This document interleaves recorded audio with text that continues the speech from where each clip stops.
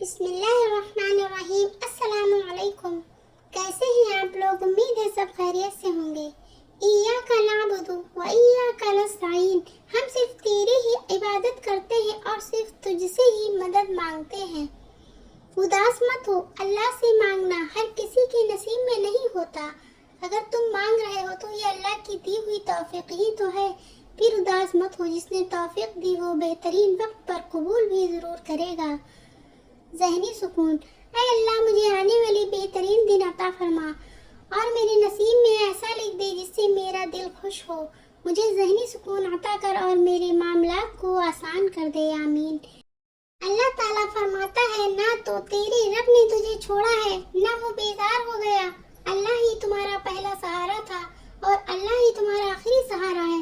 تم کتنے ہی گنہگار کیوں نہ ہو، کتنے ہی نافرمان کیوں نہ ہو، جب بھی تم اسے پکارو گے وہ تمہیں جواب دے گا۔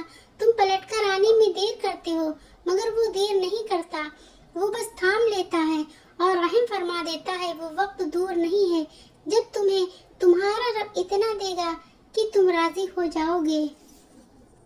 اے پروردگار، مجھے وہ طاقت نہ دے جس سے میں دوسروں کو کمزور کروں، مجھے وہ دولت نہ دے جس کی خاطر میں دوسروں کو غریب سمجھوں، مجھے وہ علم نہ دے جسے میں اپنے سینے میں چھپا کر رکھوں، مجھے وہ بلندی نہ دے کہ مجھے پستی میں کچھ نظر آئے، مجھے وہ سب کچھ دے جو میں دوسروں میں بانٹ سکوں اور سب کے برابر ہو جاؤں۔ اللہ، اگر کبھی زندگی میں ایسی تکلیفوں سے گزروں جن کا کبھی گمان بھی نہ کیا ہو تو اطمینان رکھنا، اللہ رب العزت تمہیں راحتیں بھی ایسی ہی عطا کرے گا جن کا خیال بھی دل میں نہ گزرا ہو۔ بے شک وہ رب العزت ہر چیز پر قادر ہے۔ سکون پتہ ہے کیا ہے؟ اکیلے بیٹھ کر اللہ سے باتیں کرنا، جو بات تکلیف دے رہی ہے اللہ کو سب کچھ بتانا، یہی تو سکون ہے کہ بات بھی کہہ دی، کسی کے کان تک بھی نہ پہنچی۔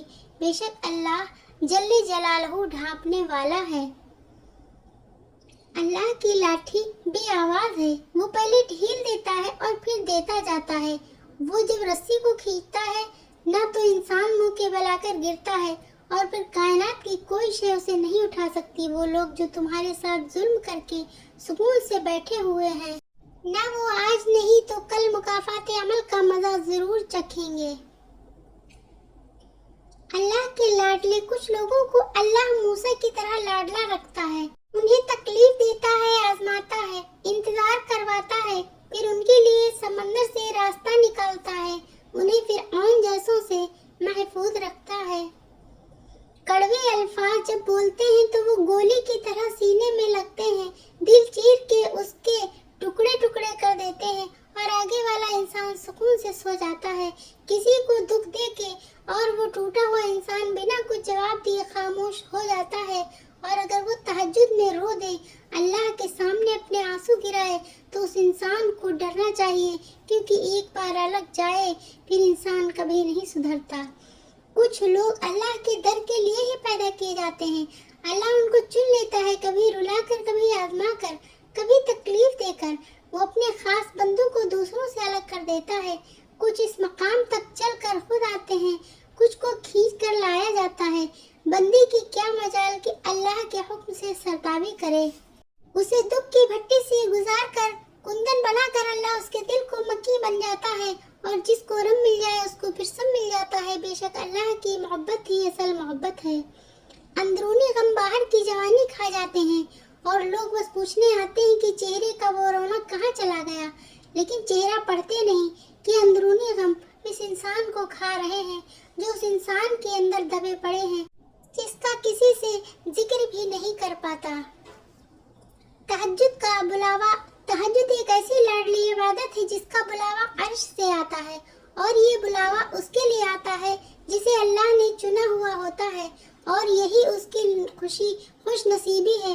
اور جب انسان یہ عبادت کر رہا ہوتا ہے تو اللہ پاک اپنے اس بندے کو پیار سے دیکھتا ہے اور اپنے نیک بندوں کی اس عبادت سے انہیں سکون بخشتا ہے، ان کے تمام خواہشات پوری کرتا ہے جو وہ چاہتے ہیں۔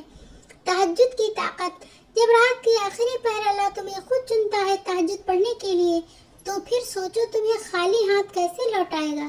اس لیے جب بھی رات کے آخری پہر آنکھ کھلے تو اسے بے وجہ مت سمجھ لینا، اس کا مطلب اللہ تم سے تہجد میں ملاقات کرنا چاہتا ہے۔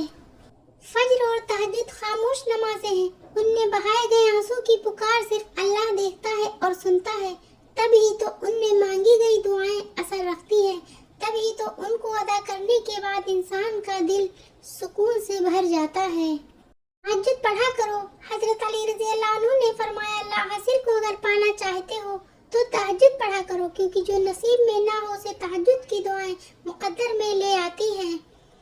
دلوں میں بسنے والے تو پھولوں کے جیسے ہوتے ہیں، دنیا سے چلے بھی جائیں تو پیچھے یادوں کی خوشبو چھوڑ جاتے ہیں۔ مجھے بہت ڈر لگتا ہے کسی کا دل میری وجہ سے نہ دکھے، مجھے اچھا لگتا ہے کہ سب خوش رہیں، میں ہنسی کا سبب بن سکوں تو کسی کے آنسو کی وجہ بھی نہ بنوں۔ زندگی میں ایک بات ہمیشہ یاد رکھیں، مکھن لگانے والوں کے ہاتھوں میں ہمیشہ چاقو ہوتا ہے۔ رزق اور عزت کسی کے ہاتھ میں نہیں، اللہ جسے چاہے بے حساب دیتا ہے۔ نصیب کا لکھا مل کر رہتا ہے، کب کہاں کیسے یہ سب میرا رب جانتا ہے۔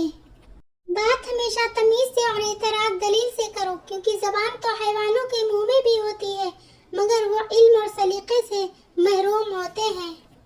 اچھا انسان بننے کے لیے ضروری ہے کہ آپ برے رویے کو اچھے طریقے سے اگنور کر جائیں۔ انسان تنہائی پسند تب ہونے لگتا ہے جب لوگوں کی حقیقتیں کھل کے سامنے آ جاتی ہیں۔ زندگی میں بہت کم لوگ ایسے ملتے ہیں جو سچ میں آپ کے ساتھ مخلص ہوں، ورنہ زیادہ تر لوگ دکھاوا کرتے ہیں۔ اللہ حافظ۔